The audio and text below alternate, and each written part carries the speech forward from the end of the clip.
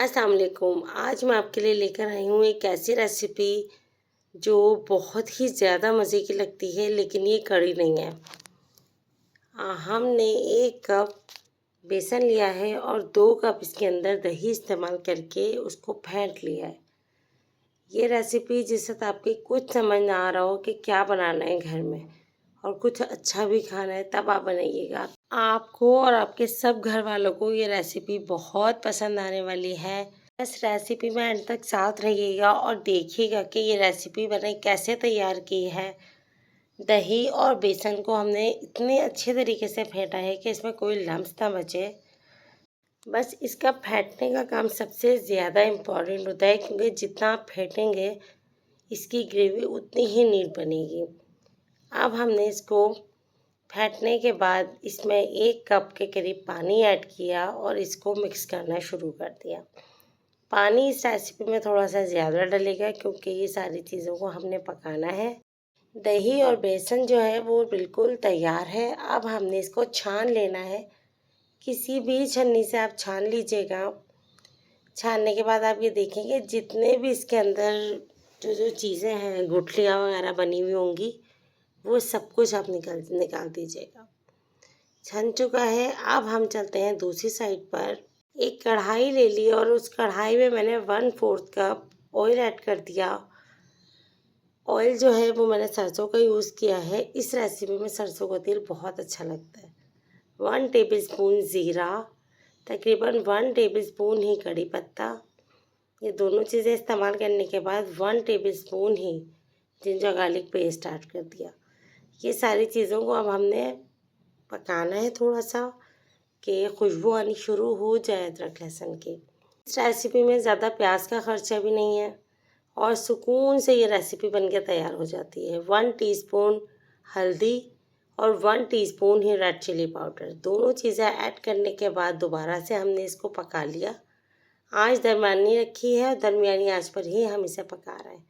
अब जो बेसन और दही हमने घोल के रखा हुआ था वो ऐड कर दिया। ये देखने में लग रहा है कि मैं कढ़ी बना रही हूँ, हालांकि ये कढ़ी नहीं है। इसको हमने पकाना शुरू किया और इसमें हस्बे ज़रूरत पानी ऐड कर दिया। इस बाउल के अंदर बेसन और ये दही था, मैंने उसको धोकर उसी में ही पानी ऐड कर दिया है और पूरा भर के उसको ऐड कर दिया।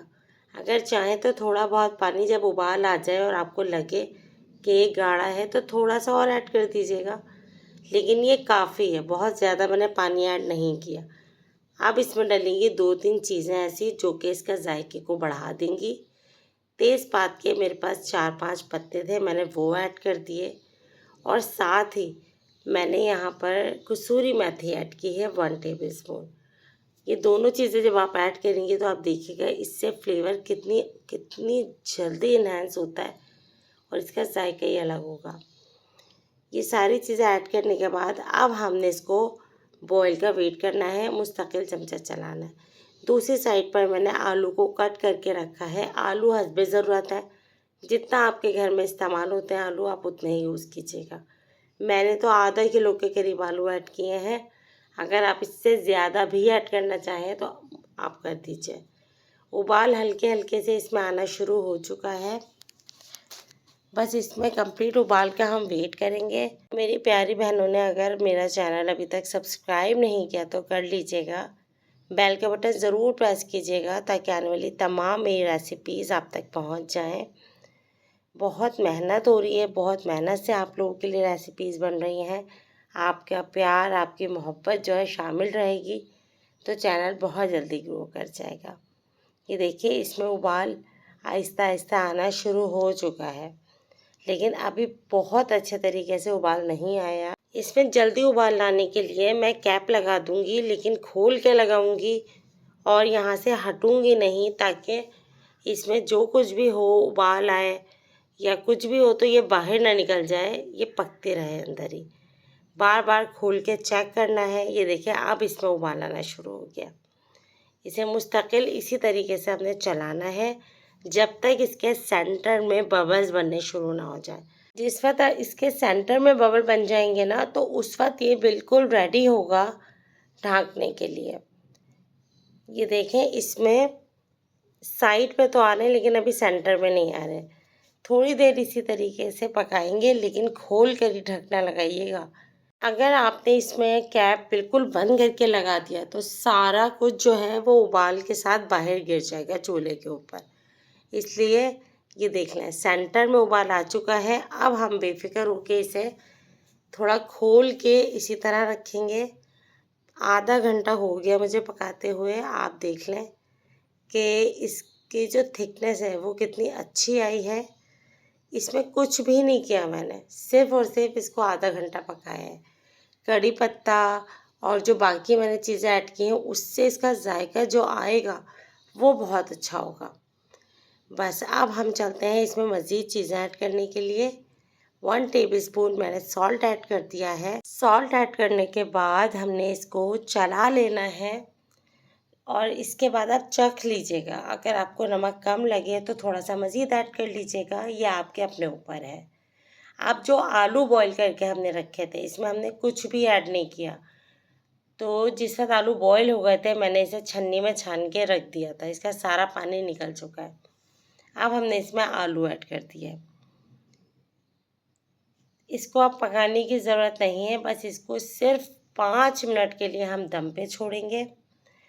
दम पे छोड़ने के बाद आप देखिएगा कि आलू के अंदर सारा फ्लेवर नमक और मिर्चों का आ जाएगा। मज़ीद इसको जायकेदार बनाने के लिए 1 टीस्पून मैंने गरम मसाला पाउडर ऐड कर दिया है। गरम मसाला पाउडर बहुत ज़रूरी है, इससे इसका जायका बहुत अच्छा हो जाता है।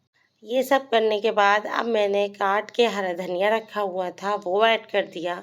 हरा धनिया हस्बे ज़रूरत है, जितना आपको अच्छा लगता है डाल दें। मैंने 3 टेबलस्पून के करीब ऐड किया था। चलें अब हम लेते हैं अलग फ्राई पैन, उसमें 1/4 कप के करीब, बल्कि 1/4 से कम ही था, ऑयल ऐड किया। 3 टेबलस्पून के करीब प्याज ऐड की, छोटी सी एक प्याज ले लीजिएगा। थोड़े से कड़ी पत्ता, थोड़ी सी गोल वाली मिर्चें, ये सब ऐड करने के बाद इसको पकाना शुरू कर दिया उस वक्त तक जब तक प्याज का कलर चेंज ना हो जाए। गर्मियों में ये रेसिपी बहुत अच्छी लगती है, पकौड़े बनाने की बिल्कुल ज़रूरत नहीं है, बहुत ज़्यादा मेहनत का काम नहीं है। आधे घंटे के अंदर, पौन घंटे के अंदर ये रेसिपी बनके तैयार हो जाती है। कढ़ी जब आप बनाने खड़े होते हैं तो एटलीस्ट उसको कुछ घंटे तो पकाते हैं ना, इसको वो भी करने की ज़रूरत नहीं है। प्याज का कलर चेंज होते ही हमने इसके ऊपर बघार लगा दिया। ये रेसिपी घर की चपाती के साथ, तंदूर की रोटी के साथ और स्पेशली चावल के साथ तो बहुत ही अच्छी लगती है। ज़रूर ट्राई कीजिएगा, साथ में इसके पापड़ फ्राई कर लीजिएगा, आपको खाने में मज़ा आ जाएगा। इंशाल्लाह नेक्स्ट रेसिपी मिलेंगे। अल्लाह हाफ़िज़।